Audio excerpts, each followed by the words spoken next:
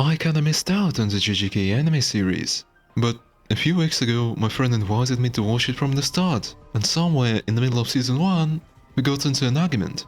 I claimed that if Gojo is so strong and undefeatable, this just makes the series boring. The night after that, my friend decided to read the manga instead of waiting for the season to end. He continued defending Gojo, and when I read the manga too, our argument became even more intense. I'm not even telling you how much we would disagree on chapter 236 later on. I also learned that, in fact, JJK's author Okehazama really doesn't like Satoru.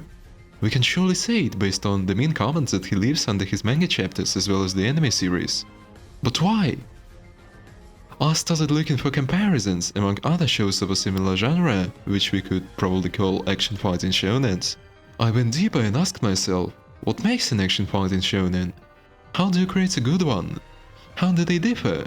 Can we somehow categorize them?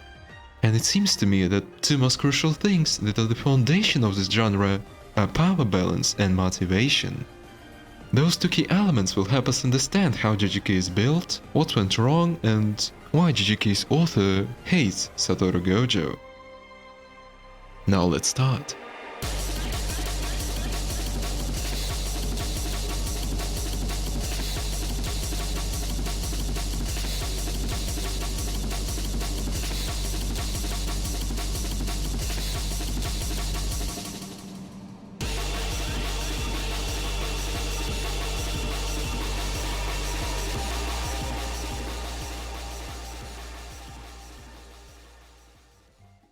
I tried to create a model to explain how different shows implement power balance, which flaws can appear, how they can, or it's better to say could have been fixed. In order to depict power level, I tried using tier lists, graphs, and chose bar charts in the end. I also used several schemes to make myself seem even smarter. Let's say we have a battle between the heroes, a protagonist team, and the villains, the antagonists, either individual ones or a team of them. If one bar is higher, it means that this side is stronger, so they will most likely either win or at least make the other side suffer some casualties. And then, let's imagine the whole story as a series of such battles. First, we need to establish the thing I'd call power escalation rule, which means that the overall power levels should grow over time to make the battles more heated. If the protagonist team is stronger than the antagonists and predictably wins in every fight, and most of the time the show just becomes boring and repetitive. To make this somewhat entertaining, the author can either focus the story on something other than combat, or at least put a strong villain at the end and fill most of the story with very unique enemies, so that instead of are the heroes going to defeat this one, we ask ourselves, how are the heroes going to defeat this one? A good example is JoJo's Bizarre Adventure. The outcomes of all the battles in JoJo are pretty predictable. It's just the humor and the unique abilities of the enemies that make it entertaining, while we wait for the final encounter, where we actually start to worry whether if all our heroes are gonna stay alive. If the protagonist and the antagonist team are on the same power level, we get an unstable scenario where most of the time we cannot predict the outcome of the fight. Then the author has an option to not only put the sides on the same power level, but also make those sides equally appealing. Simply put, the protagonists and the antagonists turn into Team A and Team B, and even though one of them can still have some villainous features, they get a roughly equal amount of screen time, the viewer is equally engaged in both of their plotlines and is free to choose the side to sympathize with. Yep, I'm talking about fate. But what if the antagonists are clearly much stronger? Well, then the protagonists are going to get defeated all the time, so what's interesting about that? The most obvious way to fix this scenario is to make the protagonist team grow in strength relatively to the enemies, to defeat them in further encounters. This is what we could call the struggle and revenge arc. I'm sure there are lots of examples of this type, but I'm gonna name the most popular one, Attack on Titan, where our heroes have to suffer and suffer a lot through seasons 1 to 3, before they finally get strong enough to defeat the Titans. But yeah, after that the show temporarily becomes more of the two-team type. And then... yeah, you know it. So which path does JJK's author choose? Well, there are almost no shows that would totally match those scenarios that I listed. Even the examples that I mentioned don't strictly follow them, and are too complex to describe them in one sentence or a single budget like this. And I believe that Jujutsu Kaisen is a mix. It tries to be something bigger like many other shows do, successfully or not. Sometimes when we see an enemy, we know that they are just an episodic filler. Sometimes we are not sure who is going to win, and sometimes it's certain that the protagonists don't stand a chance, at least for now. But why would I tell you all of that? Alright, it is a mix, but what's the real difference? Our heroes face strong enemies. They may win or may lose, but then get stronger and win at the next encounter, right? No.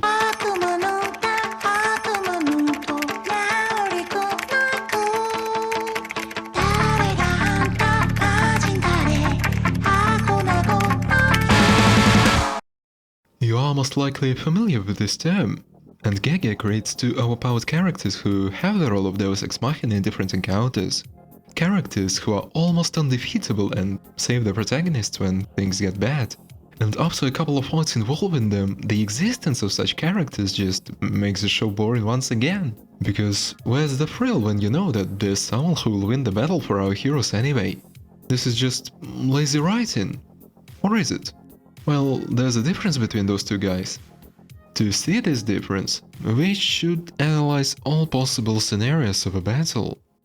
Let's say we have a villain who's really powerful, stronger than the heroes that currently face him. Then we have an overpowered character who is on the protagonist's side or at least helps the protagonist, and is much stronger than this enemy. Guess that our heroes need some help, so we ask ourselves, does this OP character have any reason or need to fight? If they do, then we ask ourselves once more, does anything stop them from fighting? If it doesn't, then it all comes together. This character joins the battle and secures the victory. But if someone saved our heroes every time they face a stronger enemy, would you really want to watch that?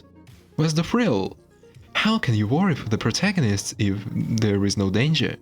If we can answer yes to all those questions in every encounter, then the character is just going to defeat everyone. That's why we need at least some of those to be negative, so that they don't ruin the show. If the enemy wasn't too strong, then our heroes would just have a regular fight with them. Now there's no need for that overpowered character to help, but we don't want all the fights to be easy, do we? If this specific character that we're talking about wasn't stronger than everyone, then, well, they would be fighting like the rest, and maybe could help the protagonists win, but not for certain. This option sounds better. However, if the character is much stronger than the enemy but doesn't want to fight, then our protagonists might die and it will be this character's fault. If something stopped them instead, then there is the same risk, but it's not their fault now. JJK did a good job at designing Sukuna. If our protagonist die, he simply does not care. He only cares about Itadori, and so he has the motivation to join the battle only when Itadori is in danger. And so this outcome is reasonable. The other two are not really viable as Sukuna is still stronger than any enemy, even when he doesn't have many fingers. And although he is restricted by Itadori in his body, he can still help him whenever he needs to. So yeah, Sukuna is still a Deus Ex Machina character, which is lazy writing. What makes him good is that he helps only one protagonist. This help comes at a cost, and he won't do this forever. He has his own intentions as a villain and acts in an unpredictable manner, which is established from the start, and what we can see currently at the end of Season 2. But what's the deal with Gojo? As JJK himself implies, he did not give Gojo a personality. He just fights for the good guys. There's nothing that would justify him not getting involved in a fight and winning it. He is insanely powerful, has no reasons not to help the protagonists when they are at risk, and it seems like there's nothing that could stop him from joining a battle. He has immense speed, can teleport, and of course could break any barrier if he really wished to. Unlike Sukuna, Satoru has no personal relations with the enemy characters. Intentions, ambitions, or at least principles and feelings that would be an excuse not to help the heroes in a battle. One exception could be letting his students practice fighting on their own, but that's not a justification when their lives are in real danger. When JJK made Gojo a solution to all problems, Gojo became a problem that needs to be solved, and solved not just by the villains, but by the author. JJK has to somehow put him out of the script to make the plot develop further. But it's not an easy task, because any excuse to put him out by force will be met with the question, how could this work on Gojo if he is so strong?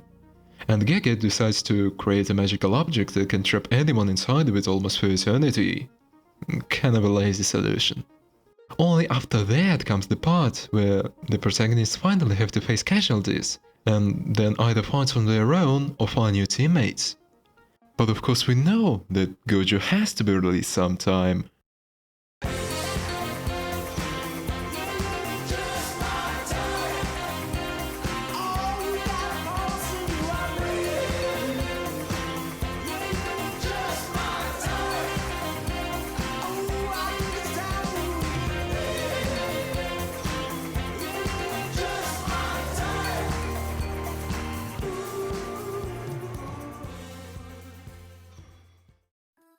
Now let's analyze the options of what could happen after Gojo's release.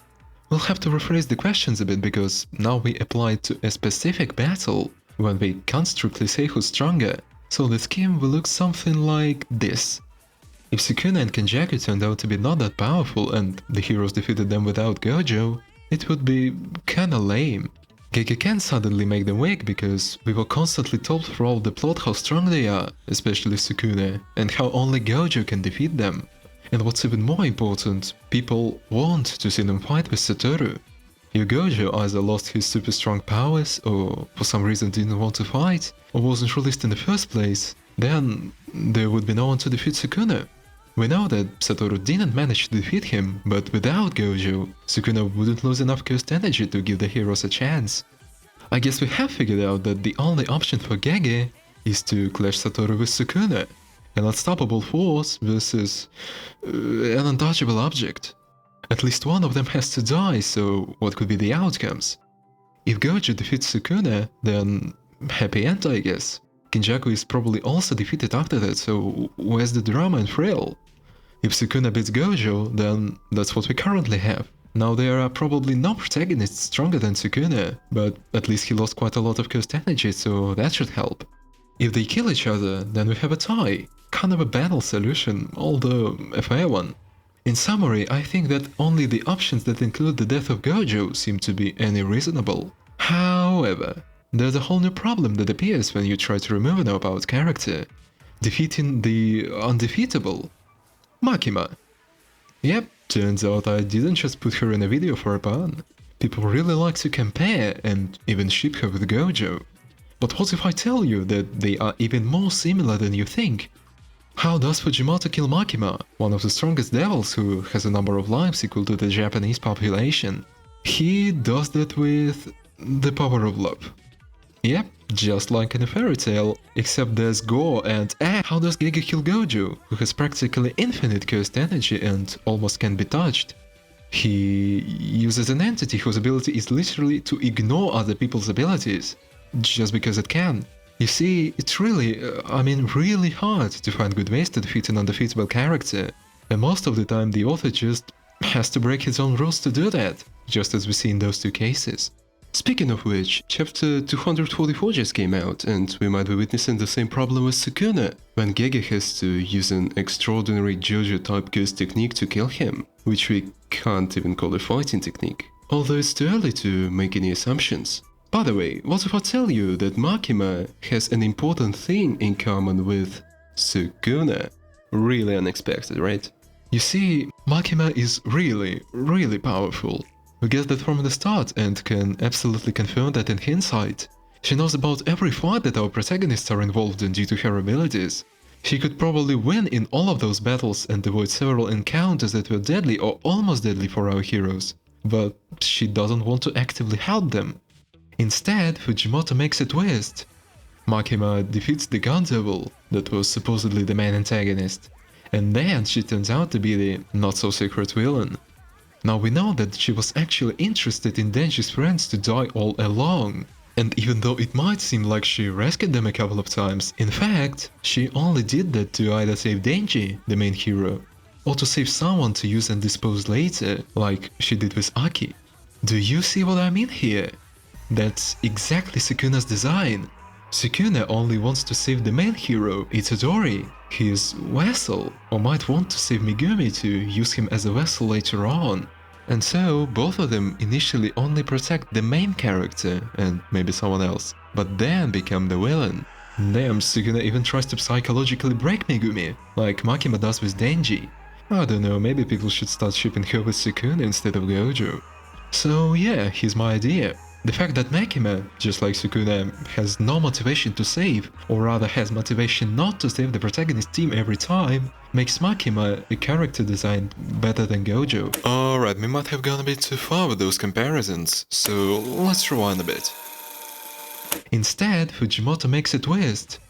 Makima defeats the gun devil, that was supposedly the main antagonist, and then she turns out to be the not-so-secret villain. But do you know that Gege might have thought of a similar outcome? Remember that at some point before unsealing Gojo, the sorceress thought that it could be dangerous. Who knows his mental state after being imprisoned for what felt like an eternity? And Gege could make Gojo go on an insane rampage after breaking free, kill Sukuna, which would still be an awesome battle, and then start a fight with our heroes, while being weakened after the previous one and suffering from prison realm's after effects. In the end, this frame had no consequences, just like the one from the prequel, where Gojo said that he wasn't yet able to protect himself from poison. And so we can't say that the author had no ideas of what could be Gojo's weakness, but sadly, Gege settled on another outcome, which was, in my opinion, just lazy. So listen to me, I'll tell you what we've got. We got a Wham, Bam, Shang-A-Lang and a sha-la-la-la-la-la thing. Wham, Bam, Shang-A-Lang and a sha-la-la-la-la-la thing. The moral is that you as an author should pay a lot of attention to power balance in your story. There's nothing wrong with creating enemies that are stronger, but when you do, you should not be afraid of letting them win, and you should think of good ways to defeat them later. Because if you try to create someone super strong to do that, then you get a ton of new problems, which now cover not only the power balance, but character building. JJK is an example of when the author is held hostage by their own character. A character that has to be removed so that the story can develop further, but still has to return because, firstly, he is considered the only hope, and secondly, he's the fan favorite. He is a guy who has a cool design, but there's really nothing behind that. He has no personality except for being funny and badass from time to time, and yet the story revolves around him, and even when he's not there, the characters always talk about and think of him. Gojo is not a deep character, despite what video essayists like to say without really thinking. Gege tried to give him a theme of loneliness and boredom that come with incomparable power, but it never led to anything, and Gege failed to develop it, which he probably regrets. From the plot perspective, Gojo is not even a person. He's an item, a very strong weapon, but nothing more than that. And this is why JJK's author, Akutami Gege, hates the most popular character that he himself created.